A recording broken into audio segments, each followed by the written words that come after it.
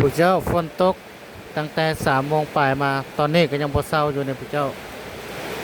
ถือฝนแล้วเดี๋ยวบักแล้วหนาวหนึงลูกก็เล่นอยู่พุ่นไปเล่นอย่างแนวทีบออกกำลังกายเจ้านะเล่นหยัง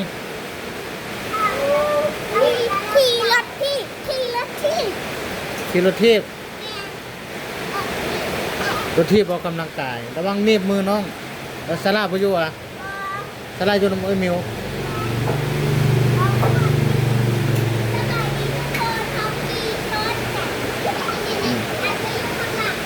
ทีบรถระวังน้องตกทีบรถทีบรถกษันทีบรถออกกำลังกาย